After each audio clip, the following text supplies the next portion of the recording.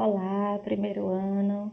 Bom, a fim de que a gente não perca o ritmo e também não perca tempo com o nosso conteúdo, né? Muita coisa do primeiro ano para ver. Nós vamos dar continuidade aos nossos estudos através de vídeos por algum tempo, certo? Então, agora eu vou explicar para vocês o verbo dare to be e verbo to be. Primeiro o verbo to be, depois o verbo dare to be. Eu mandei a apostila para vocês semana passada, mas eu sei que existem ainda algumas dificuldades. Nós não vamos nos estender muito nesse conteúdo. Eu sei que verbo dare to be é até piada nas aulas de inglês, de tanto que se vê na escola, mas realmente eu preciso ter certeza que todos vocês aprenderam realmente esse conteúdo no ensino fundamental. Nós vamos encarar isso aqui como uma revisão, tá certo? É um assunto muito importante, né? Mas a gente não vai ficar batendo nele o ano todo e vamos só revisar agora alguns aspectos que eu vou querer mostrar para vocês. Inclusive, eu vou estar fazendo uma comparação com a língua portuguesa sempre. Então, eu espero que esse vídeo ajude vocês a tirarem realmente as dúvidas em relação a esses dois verbos tão importantes do inglês, tá bom? Então, vamos lá para a explicação. Bom, aqui a gente começa falando do verbo to be, é o verbo ser ou estar. E como que ele aparece no simple present. Então, vocês estão bem, já conhecem bastante, né? As formas no presente. I am, então pode ser eu sou ou eu estou, já que tanto é o verbo ser quanto também o verbo estar. You are, você é ou você está. Para a terceira pessoa, he, she, it, is. Não vai ser ele ou ela é, ele ou ela está. We are, nós somos ou nós estamos. You are, vocês são ou vocês estão. They are, eles são ou eles estão. Dependendo do contexto é que eu vou perceber se está sendo o verbo ser ou o verbo estar. Pense que em português os verbos ser e estar, eles têm uma diferença em relação à transitoriedade. Quando eu digo que a pessoa é, que é o verbo ser, isso é permanente. E quando eu digo que é estar, bom, então isso é transitório, não necessariamente vai permanecer. E também pode estar referindo à localidade. Então, a gente vai pensar bem no significado que é em português e no contexto a gente vai poder identificar se o verbo to be ali está sendo usado para indicar o verbo ser ou o verbo estar. Na forma negativa, eu vou ter a presença do not para poder fazer as negações. Então, I am not ou I'm not. Eu posso abreviar o verbo to be com o sujeito, mas eu não posso fazer a abreviação de am com a partícula not. Ao contrário da segunda pessoa, quando eu tenho you are not, aí eu tenho you aren't, né? He, she, it is not, não é ou não está. E aí a forma abreviada isn't. Para o plural, a primeira, segunda e terceira pessoa, vai ser a forma are not, para as três, e a abreviação aren't.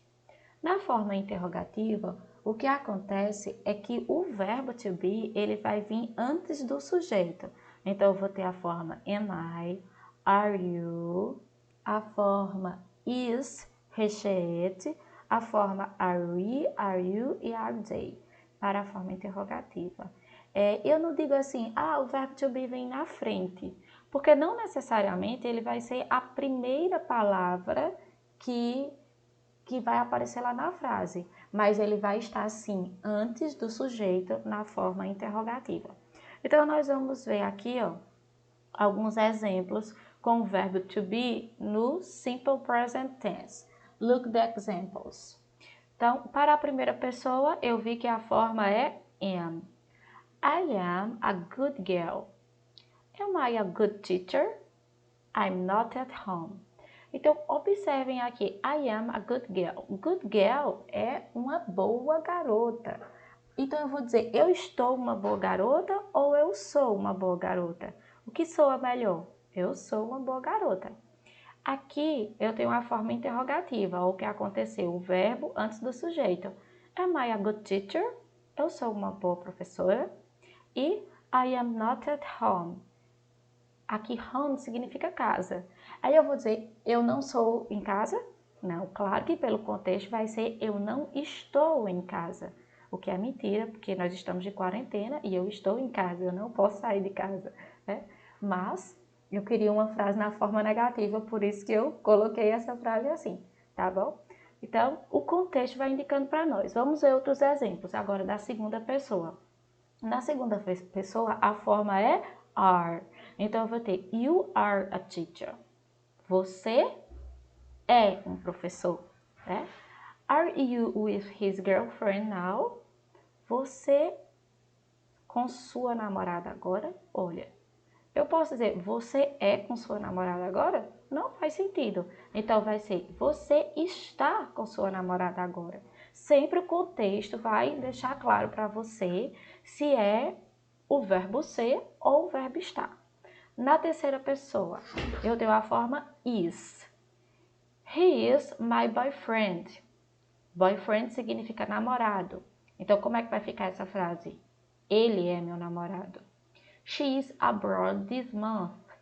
Abroad significa no exterior, fora, no exterior. Então, eu vou dizer, ela é exterior este mês? Não, né? O contexto vai indicar que ela está no exterior este mês. It isn't beautiful to fool people. Fool é o verbo enganar, mentir para alguém. Então, não é bonito enganar as pessoas. Observe que, como eu não estou me referindo a homem nem a mulher, então eu vou ter aqui a forma it. Do plural, eu tenho a forma are para todas as pessoas do plural, né? Na primeira pessoa do plural, eu tenho a forma we, nós. We are married. Então, married significa casados. Então, como que nós vamos traduzir aqui, ó? Nós somos casados, né? Aqui cabe também nós estamos casados, porque os casamentos hoje são tão transitórios, não deveria ser permanente, mas vai caber as duas formas, né? O mais adequado é dizer nós somos casados. We are on honeymoon. Honeymoon significa lua de mel. Então, qual é o verbo que vai ser aqui? Nós estamos em lua de mel, ok? Para a forma da segunda pessoa também vai ser a forma are. Are you brothers? Brothers significa irmãos. Será que eu posso dizer está para essa situação? Vocês estão irmãos? Não, né? Vai ser vocês são irmãos? Tá aqui fazendo uma pergunta. You aren't on vacation. Keep the study routine. You aren't on vacation. Vacation significa férias. Aí você, férias. Você não está de férias. Mantenha a rotina de estudo, tá certo? Então, eu tô fazendo assim só para vocês perceberem como que o contexto vai deixar fácil para vocês identificarem se o sentido é para nós o verbo ser ou o verbo estar. Na terceira pessoa também a forma are, terceira pessoa do plural. E eu tenho Paul and Joseph are brothers, but they are live in different houses because their parents are divorced. Vamos ver aqui essa frase. Eu não coloquei aqui o they porque a gente também precisa entender que quando se fala de primeira pessoa, segunda pessoa, terceira pessoa, não necessariamente eu vou ter na frase os pronomes I, we, her, she, it, we, you e they. Não. Por exemplo, Paul and Joseph, eu estou falando de duas pessoas. Então, é eles, é o correspondente a eles. Por isso que é a terceira pessoa do plural. Então, Paul e Joseph são irmãos. Eles são irmãos. Mas, eles estão morando em casas diferentes. Eles são irmãos moram em casas, na mesma casa, pelo menos quando são jovens, né? Adolescentes, crianças. Mas aqui de Paul e Joseph, eles estão morando em casas diferentes. Aí, because, a letra E aqui, tá, gente? B-E-A-C-A-U-S-E, erro de digitação. Because the parents are divorced. Porque seus pais estão divorciados, certo? Então, vendo aí pelo contexto se é traduzido como ser ou está. O verbo to be tem muitos significados. Já já a gente vai ver um pouquinho mais sobre eles. Mas vamos falar também do verbo to be na forma do passado. Então, gente, eu vou ter basicamente a forma was e a forma were para o passado, né? I was, you were, he, she, it was, we were, you were, they were. Então, observe que a forma de plural é a mesma para as três pessoas. Na forma do singular, eu tenho was para a primeira e para a terceira pessoa, e a segunda pessoa do singular sempre é igual à segunda pessoa do plural. Então, eu vou ter a forma were, certo? Já observaram isso? Que a segunda pessoa do singular é igual à segunda do plural em inglês? Eu tenho certeza que sim. Na forma negativa, eu vou ter de novo a partícula not. Então, I was not, you were not. A forma abreviada é wasn't. Eu esqueci de colocar aqui, né? A forma, deixa eu ver se eu consigo encaixar aqui. A forma was, wasn't. É a abreviação. E a abreviação de were vai ser weren't. Tá certo? Então, essas são as abreviações. He, she, it, was not or wasn't. We were not or weren't. You were not, weren't. They were not or they weren't. É a forma negativa. Na forma interrogativa, ocorre o mesmo processo. Eu vou ter a antecipação do verbo para antes do sujeito. Então, em vez de ser I was, vai ser was I. Were you? Was he, she, it? Were we? Were you? E were they? Ok? Na forma interrogativa. Aqui considerem também os 3 pontinhos e a interrogação no final para todos eles, certo? Bom, como que eu traduzo então as formas was e were? Gente, os nossos verbos ser e estar, principalmente o verbo ser, é considerado um verbo anômalo em português, anômalo. O que significa isso?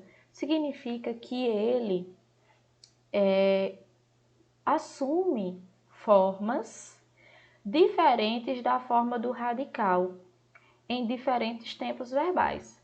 Então, veja, o verbo ser, no pretérito perfeito, ele vai ter a forma eu fui, tu foste, ele foi, nós fomos, vós fostes e eles foram. As palavras fui, foste, foi, não tem nada do radical do verbo ser. Então, isso dificulta, às vezes, para que a gente não reconheça que foram é do verbo ser. Às vezes, alguns alunos têm dificuldade de reconhecer. Até porque a forma foram, ela é também equivalente ao passado do verbo ir. Mas é a forma de passado do verbo ser também. Então, eu preciso ter consciência desse fato da nossa língua portuguesa para poder fazer essa relação. Então, a forma do pretérito imperfeito assume um outro radical. Então, eu vou ter eu era, tu eras, ele era, nós éramos, vós éreis e eles eram. A forma vós éreis, vós fostes, é até desconhecido um pouco dos alunos, porque no cotidiano, na língua coloquial, nós não temos usado tu, pelo menos aqui na nossa região, né? Nós usamos o você. Então, eu fui, você foi. Aí, quando eu uso o você, ele fica equivalente à forma de terceira pessoa, tá? Isso ocorre porque o você era antes um pronome de tratamento. E os verbos, eles são usados na terceira pessoa com os pronomes de tratamento. Então, seria o você foi, ele foi. Nós fomos, vocês foram, igual a terceira pessoa de novo. O mesmo aqui para eu era, você era, tu era, nós éramos, vocês eram, eles eram. Sendo equivalente aqui na linguagem coloquial a segunda e a terceira pessoa. Então, veja, todas essas formas verbais aqui, que são diferentes do radical, Em inglês, assume apenas as duas formas, was e were. Então, são muitas palavrinhas, ó, foram, vai ser were. Eram, vai ser were. Fomos, vai ser were. Éramos, vai ser were. Então, são muitas palavras em português para apenas duas palavrinhas do inglês. Então, eu tenho que ter consciência disso para destravar o verbo to be, o estudo do verbo to be, tá? Aí, o verbo to be também equivale ao verbo estar. E aí, quais são as formas do verbo estar em português? Eu estive, tu estiveste ou você esteve, ele esteve, nós estivemos, vós estivestes ou vocês estiveram e eles estiveram, no pretérito perfeito. O pretérito imperfeito, eu estava, tu estavas, ele estava, nós estávamos, vós estáveis e eles estavam. Aí eu também vou ter a forma você estava e vocês estavam, né, do português coloquial. Bom, o que é que acontece? Tudo isso aqui equivale às palavrinhas was, were. Vai ser o was para a primeira e terceira pessoa e vai ser o were para todo o resto. Isso porque o passado do inglês equivale a dois passados nossos, o pretérito perfeito e o imperfeito, do verbo ser, o pretérito perfeito e imperfeito do verbo estar. Então, sempre o passado do inglês equivale, é igual, tanto para o nosso pretérito perfeito quanto para o pretérito imperfeito. E aí, no verbo to be, isso tudo acontece, tá certo? Então, tenham em mente isso, pensem no sentido, né? Ele era, é o quê? Do verbo ser. Ah, então vai ser ou was ou were. Aí eu penso, ele é terceira pessoa do singular, então a forma do singular é was, certo? Então vamos ver algumas frases aqui. Essas eu lancei todas, eu vou deixar. Então, para a primeira pessoa do singular, eu tenho a forma was. Então, a primeira frase, I was a good child and always obeyed my parents. Então, uma boa criança, né? Então, vai ser o quê? Eu estava uma boa criança ou eu era uma boa criança? Eu era uma boa criança e sempre obedecia meus pais. I wasn't very well last night. There is a way I didn't go to the party. Então, very well, muito bem, né? Eu não era muito bem ou eu não estava muito bem?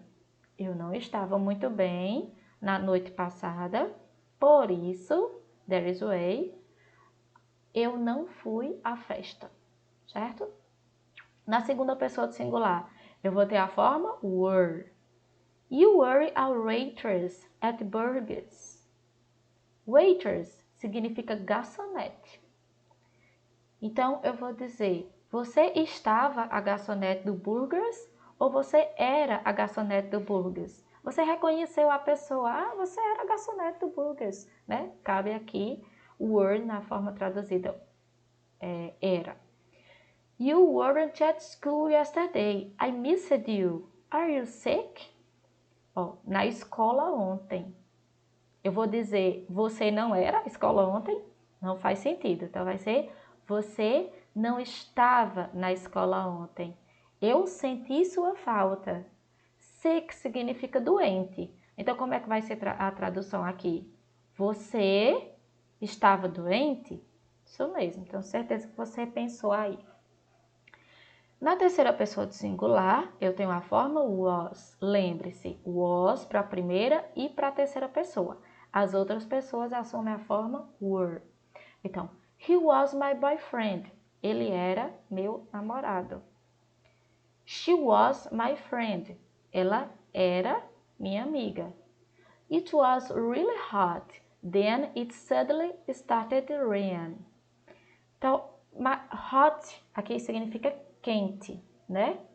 Muito quente, bastante quente. Então, eu vou dizer, era bastante quente, então começou a chover, de repente, suddenly, de repente. Ou eu vou dizer, estava bastante quente, então começou a chover de repente. Estava bastante quente, né? Então, sempre pensando, gente, como que o contexto é que vai indicar a vocês se você vai traduzir como o verbo ser ou como o verbo estar. Na primeira pessoa do plural, segunda e terceira, eu tenho a forma were, né? Então, we were married. Nós estávamos casados ou nós éramos casados. Nós estávamos casados, cabe melhor, né? Nós éramos casados. Nós éramos casados. We were abroad during the last year. Abroad, eu já expliquei para vocês que é no exterior. Então, como que vai caber aqui? Nós estávamos no exterior durante o ano passado. Então, no ano passado, nós estávamos fora, né? Pode ser traduzido assim. You were good examples for your kids. Vocês, bons exemplos para seus filhos. Então, vocês foram bons exemplos para os seus filhos. You weren't helped by reading the truth. Vocês não estavam ajudando por esconder a verdade. E a forma da terceira pessoa, they were famous in the 90s, but they weren't on the top list. Então, famous, famosos. Década de 90 aqui. Então, como é que vai ficar? Eles eram famosos na década de 80, mas eles, top list, vocês conhecem essa expressão, né? Nós costumamos usar essa expressão, mas eles não estavam na top list. Então, embora eles fossem famosos, eles não estavam na top list, certo? Então, veja, a gente fica dizendo que o verbo to be é o verbo ser ou estar, mas na verdade ele pode ter outros sentidos também. Vamos ver aqui alguns exemplos, né? Então, o verbo to be ele pode ser usado para posição permanente, como o sentido de ficar, né? Where's the post office? Onde fica o correio? Onde é o correio? The church is on the left.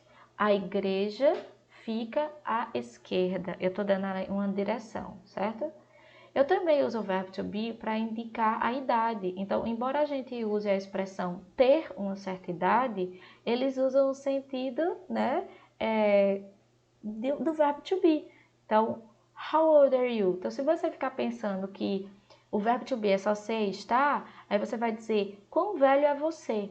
Mas essa frase ela quer dizer quantos anos você tem. I am 12. Então, eu não vou dizer eu sou 12, né? Eu tenho 12 anos. O verbo to be também pode ser usado para indicar medida. Então, medir, ter. He is 6 feet tall. Ele mede 6 pés, numa determinada medida. The room is 4 meters by 3. A sala, o quarto, mede 4 metros por 3. Tem 4 metros por 3. Usado com it para a pessoa se identificar. Hello, it's Jenny. Então, a gente sabe que para a pessoa eu vou ter que usar he, she, né, para a pessoa. Mas quando é para se identificar, se assume a forma it, porque seria tipo uma oração de sujeito oculto em né? É Jenny, ó. Hello, é a Jenny. Na forma who is that? Quem é? It's me, sou eu. Então, assume-se a forma it aqui nesses contextos para identificar uma pessoa. Eu também tenho o verbo to be para indicar o custo, né? Quanto custa. Então, how much is this shirt? Quanto é esta camisa? How much is this shirt? The CDs were 50 each. Os CDs custaram 15 cada. Usado para fazer recomendações ou dar ordens. Eu tenho be good, juízo, né? Be quiet, be careful. Então, aqui o verbo no imperativo, a forma be. Então, não vou dizer seja bom, né? É uma expressão que significa juízo. Com o gerúndio para se referir ao futuro. Então, o verbo to be também vai indicar o futuro quando ele está junto ao gerúndio. We're leaving tomorrow. Nós estamos deixando amanhã, se fosse ao pé da letra, né? Mas aí a forma é vamos, we're leaving. Vamos embora amanhã. Are you going to the game? Are you going to the game? Então, aqui eu vou ter a forma o verbo to be junto à expressão going to, né, para indicar o futuro. Eu vou falar até de uma outra forma de futuro mais na frente, tá? Mas a forma to be com a expressão going to também indica futuro. Você vai ao jogo, o vai ficou you going to, foi traduzido por vai. E o to be seguido do infinitivo, usado para dar regras, pode ser traduzido por ter que. Então, the children are to be in bed by 10. As crianças têm que ir para a cama antes das 10. Por volta das 10 horas. O by 10 aqui, ó. Are to be in bed. Então, eu tenho a forma conjugada e a forma de infinitivo to be, traduzida por ter que. O verbo to be no futuro, como eu disse que ia mencionar, ele é usado com os verbos auxiliares, will e would, que vai ser os tempos do futuro do presente, a forma will be, ou futuro do pretérito, que é would be, também chamado de futuro condicional em inglês. Então, eu tenho os exemplos. I will be at the next class. I am anxious. Eu estarei na próxima aula. Eu estou ansiosa. Né? Então, depois de tanto tempo sem aulas presenciais, quando a gente voltar, eu acho que todo mundo vai querer dizer isso aqui. I will be at the next class. Eu estarei na próxima aula. I won't be at the next party. I think it will be dangerous. A forma won't é a forma abreviada de will not. Então, eu posso ter a forma longa, will not, ou eu posso ter a forma abreviada, won't. I won't be. Eu não estarei na próxima festa. Eu acho que vai ser perigoso, né? Todo mundo querendo voltar. Will you be working on Friday? Aqui eu tenho a forma interrogativa. Veja o que aconteceu. O auxiliar will é que foi para antes do sujeito. Então, eu tenho a forma você estará trabalhando na sexta, né? Forma de futuro. Com o would, segue o mesmo comportamento, né? A mesma estrutura. A forma afirmativa. I would be at school. I would be at school if it wasn't the quarantine. Eu estaria na escola se não fosse a quarentena. I wouldn't be at home if it wasn't the quarantine. Eu não estaria em casa se não fosse a quarentena. Uma hora dessa nós estaríamos na escola, né? São 1h20, nós estaremos nos preparando para voltar para a sala de aula. Would you be study if it wasn't the quarantine? Você estaria estudando se não fosse a quarentena? Sim, nós estaríamos, né? Então, veja que aqui, né, ficou a tradução estaria na escola, não estaria em casa ou estaria estudando. Os exemplos que eu pensei acabou sendo traduzido tudo por estar, mas vamos lembrar que pode ser o verbo ser também, né, em outros contextos. Bom, então aqui a gente revisou o verbo to be, tá certo? Então vai ter uma lista de exercício lá no CIEP e no blog da escola para vocês exercitarem. Vamos falar agora do verbo dare to be, que é o verbo haver. Bom, então o que acontece? Muitos dos meus alunos, quando eles reconhecem o verbo to be, aí eles enxergam só o verbo to be e às vezes não enxergam a outra palavrinha there ao lado. Então, a partir do momento que eu tenho there is, there are, eu não estou mais tratando do verbo ser e estar. Eu estou falando do verbo haver, também o verbo existir e ainda o verbo ter em português. Quando eu tenho as situações coloquiais, um português coloquial, às vezes eu traduzo por ter. Então, veja só. O there is, ele vai ser usado com substantivos no singular. O there are vai ser usado com substantivos no plural. Em inglês, em português, o verbo haver, ele é um verbo impessoal. Significa que ele não muda, tanto para o singular quanto no plural, fica a forma a. Já o verbo existir e o verbo ter, aí sim eles mudam, né? Então, eu vou ter a forma existe para o singular existem para o plural. E com relação ao verbo ter, o que vai mudar é o acento, né? Então, eu vou ter a palavrinha tem no singular sem acento e tem no plural com acento. Então, vamos ver aqui alguns exemplos. A forma afirmativa. There is a bus on the street. Há um ônibus na rua. Existe um ônibus na rua. Tem um ônibus na rua. There is a boy read a book under a tree. Há um garoto lendo um livro embaixo da árvore.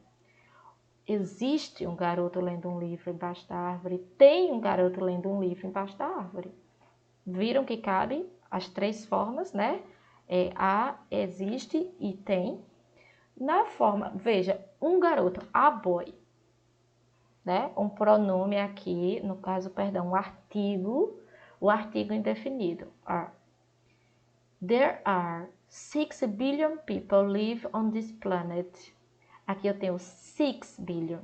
Eu tenho 6, numeral, plural. Então, eu não posso usar mais there is. Eu tenho que usar there are. Há 6 bilhões de pessoas vivendo neste planeta. Existem 6 bilhões de pessoas vivendo nesse planeta. Tem 6 bilhões de pessoas vivendo nesse planeta. There are children playing ball. Children é a forma de plural de crianças.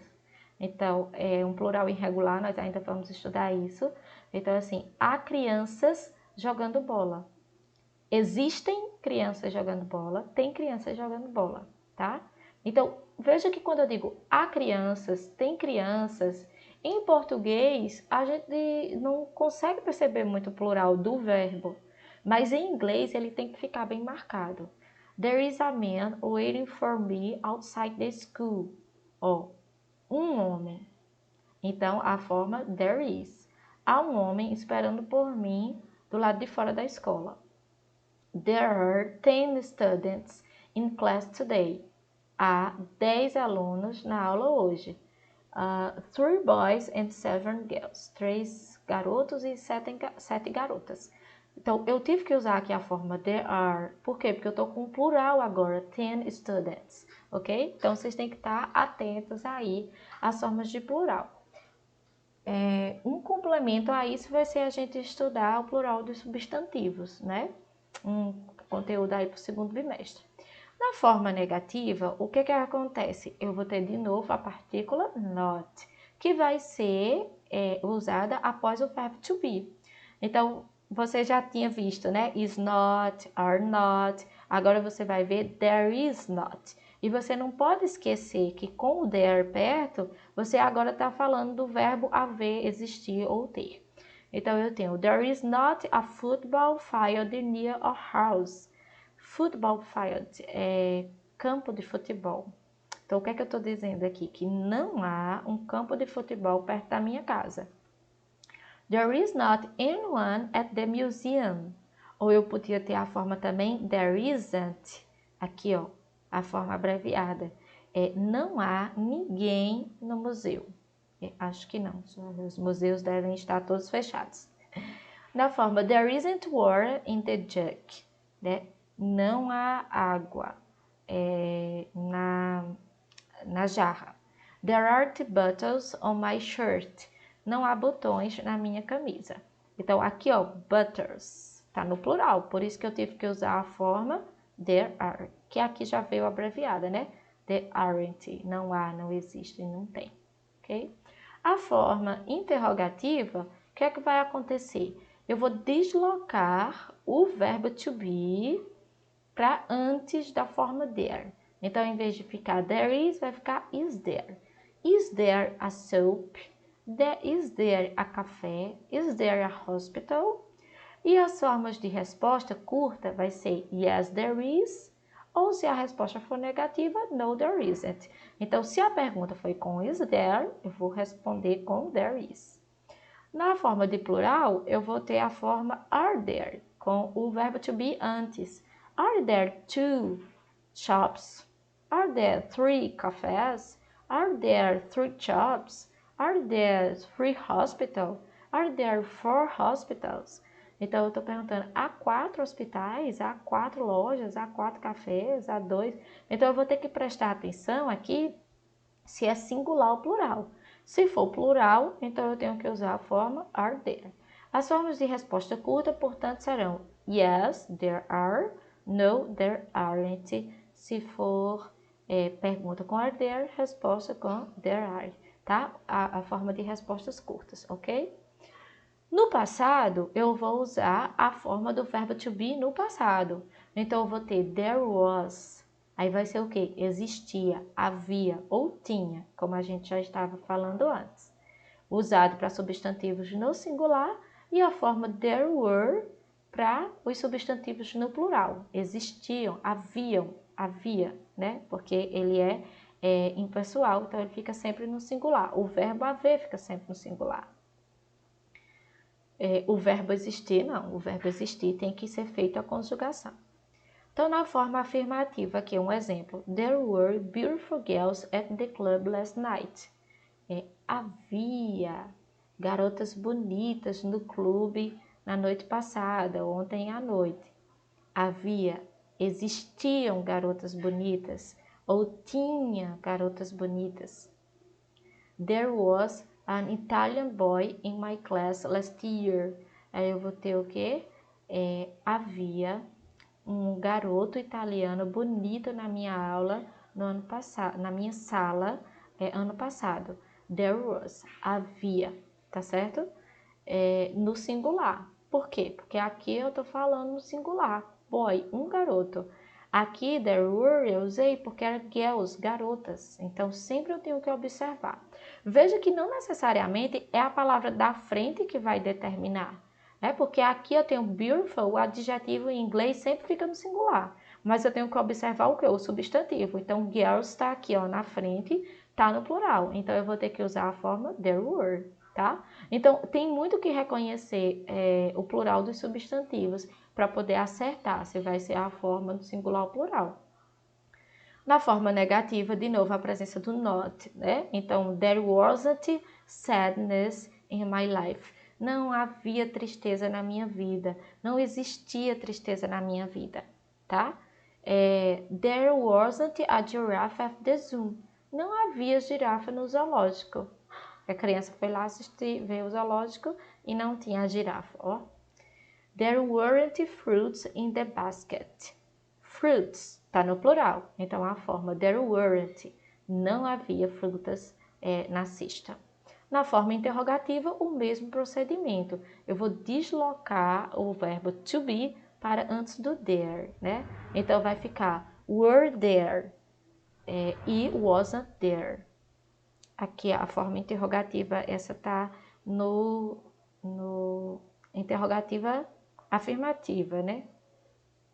Were there many people at the game last week? Havia muitas pessoas no jogo ontem. E aqui, wasn't there a good film on TV last night? Não havia um filme bom na TV ontem, tá? Como se a pessoa estava assistindo um DVD, né? Porque não havia Netflix para essa pessoa. Wasn't there a Netflix on the house of these people? Ok? Então, aí as formas do verbo to be.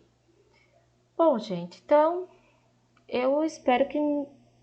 eu sei que ficou um pouco longo, muitas informações, mas é porque realmente já é um conteúdo do fundamental. Eu acredito que vocês já viram esse conteúdo, os dois. Eu já tinha enviado a apostila também para vocês estudarem, mas eu precisava fazer uma explicação. Então, agora vocês vão para o CIEP, vão para o blog e fazem os exercícios de fixação, tanto do verbo to be quanto do verbo there to be. Deixa lá no caderno bonitinho, tá certo? Então, próxima semana tem mais. A gente se vê por aqui, por enquanto.